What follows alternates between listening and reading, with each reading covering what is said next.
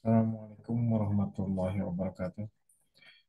Ah, Selamat berjumpa kembali dengan saya. Di sini saya akan mencoba sharing ya, pengalaman saya mengenai pendeteksian penyakit, di mana kita sekarang ini banyak orang atau siapa aja yang terkena penyakit, tapi terkadang kita pengen tahu apa ini penyakit lahir atau batin. Nah, kalau misalnya penyakit lahir dibawa ke dokter, tentu saja itu pas ya, cocok. Nah, sekarang gimana kalau penyakit itu penyakit batin, kemudian dibawa ke dokter? Nah, tentunya itu tidak akan nyambung. Harusnya penyakit batin ya dibawa ke batin, penyakit lahir dibawa ke lahir pengobatannya, sehingga nantinya bisa tertangani dengan baik.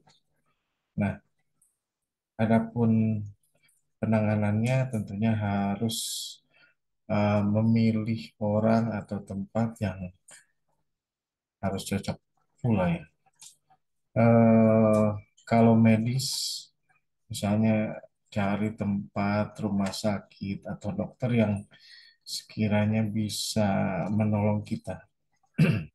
Selanjutnya, kalau misalnya penyakit itu penyakit batin, nah kita harus pilih tempat dan orang yang sekiranya bisa menolong dan tidak membuat tambah masalah dan tidak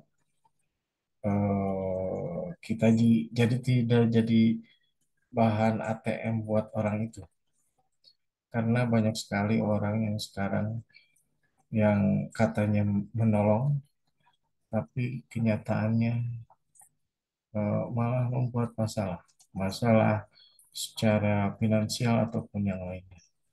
Nah, untuk itu saya mau sharing, barangkali ini yang bisa membantu siapa aja lah.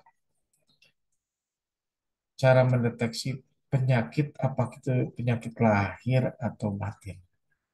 Nah, di sini judulnya cara mendeteksi penyakitnya lahir atau batin tanpa ilmu batin. Kalau ilmu batin tentunya harus dipelajari. Nah, sekarang tanpa belajar, kita tentunya insya Allah bisa. Yang pertama, ciri-ciri kita terkena penyakit batin, ya, tapi secara lahiriah kita bisa merasakan di antaranya badan kita tiba-tiba sakit tanpa sebab.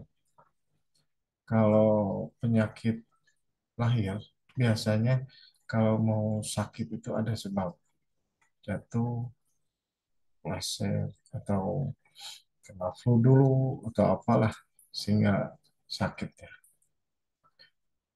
Ini tanpa sebab, tanpa apapun, tiba-tiba sakit. Itu ya. Yang pertama. Yang kedua, di pundak kayak memikul beban berat, sakit, pegel, kayak apa ya? Kayak ada beban atau orang atau siapa yang naik ke pundak kita sehingga terasa berat sekali. Itu tiba-tiba juga. Selanjutnya, kepala. Kepala jadi pusing, sakit, nggak karuan, sakit nggak jelas. Itu tiba-tiba juga ya, sakit. Selanjutnya, kita sering ngantuk. Ngantuknya itu nggak ketahan nih. kita terus ngantuk sampai nguap berkali-kali. Kemudian ke selain ngantuk terasa pikiran kita itu kayak melayang, kayak daun yang jatuh. Selanjutnya, badan terasa lelah, letih, lesu, nggak ada gairah. Pakai energi drink sekalipun, pakai yang tradisional, tetap terasa letih, lelah, lesu. Nah, itu ya. Selanjutnya, kita malas beraktivitas. Pengennya tidur aja. Eh, Tidak ada gairah buat kerja ataupun inovasi atau pikiran, gagasan, bahkan nggak ada. Suntuk, malas ya. Selanjutnya, kita makan obat. Sakit, makan obat. Tapi obat itu kayak nggak berfungsi gitu. Nggak ada ngaruhnya, nggak ada efeknya. Sehingga obat-obat sakit tetap. Nah, itu diantaranya. Selanjutnya, nafsu makan ngedrop. Jadi mas makan bahkan. Yang pada akhirnya badan kita kurus. Makannya teratur, minum juga sama. Dan pokoknya dikasih makan apapun, seenak apapun, nggak malas aja, nggak mau makan. Kemudian bila malam tiba, tidur gelisah, susah tidur. Bisa tidur tapi mimpi, mimpi yang menyeramkan, mimpi buruk. Kemudian pokoknya kita jadi tahu panjangnya malam. Sehingga pada akhirnya semalaman kita tidak tidur, tidak nyaman lah tidur. Nah, selain badan, suasana rumah juga akan berpengaruh ya. Eh, Asalnya nyaman, enak, betah, kerasan sekali kita tinggal di rumah. Tapi hari-hari selanjutnya kayak nggak enak gitu ya. Suasananya, kemudian terkadang kayak panas, suasananya jadi panas, pada berantem, atau sebaliknya jadi dingin. Dinginnya bukan karena AC, ya. Dingin. Kalau dalam bahasa Sunda, camewek gebrek atau bahasa lain, itu suasananya jadi nggak enak. Kemudian banyak penampakan, banyak kayak kita hidup kayak diliatin seseorang di rumah itu. Jadi kita merasa hidup di rumah itu ada penghuni lain. Itu ya, suasana rumah jadi beda. Eh, Bahkan mungkin orang tetangga atau siapapun yang datang akan merasakan juga perbedaan itu. Nah, nyaman aja. Nah, selanjutnya, badan kita tetap sakit. Kemudian kita ini ada inisiatif datang ke medis. Dites darah, dites badan. Nah, setelah kita tahu hasilnya, malah normal. Semua diagnosa dokter semuanya normal. Tapi badan kita tetap sakit. Nah, kita kalau sudah sampai di sana, itu kita harus mawas diri. Ini ada apa nih? Ada yang janggal, ada yang aneh. Tentunya kita harus sadar diri lah. Secara medis sudah dites normal. Dokter bahkan mungkin akan menolak.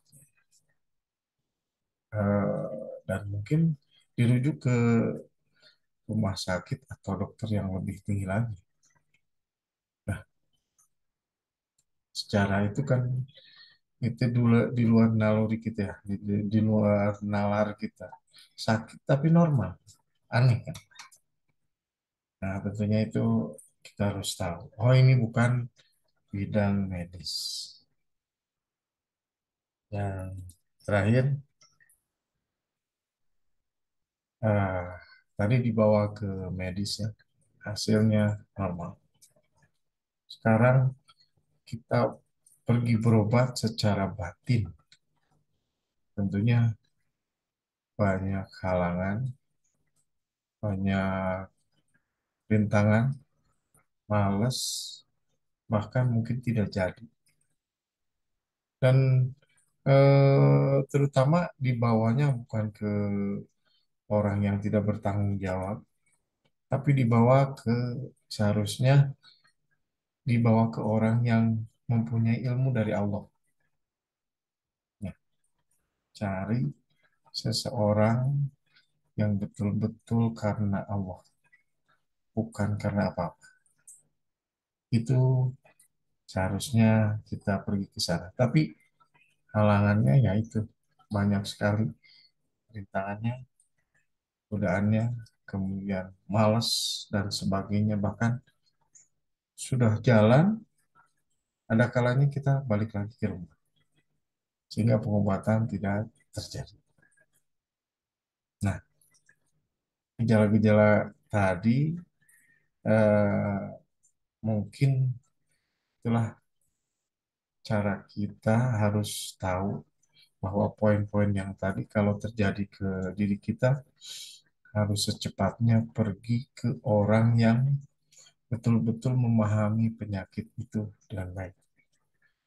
Dan tentunya orang yang bertanggung jawab dan bisa menolong kita. Jangan pergi ke orang yang tidak bertanggung jawab, bahkan jadi masalah buat kita. Nambah masalah, nambah pengeluaran, nambah segalanya. Yang pada akhirnya penyakit tetap ada,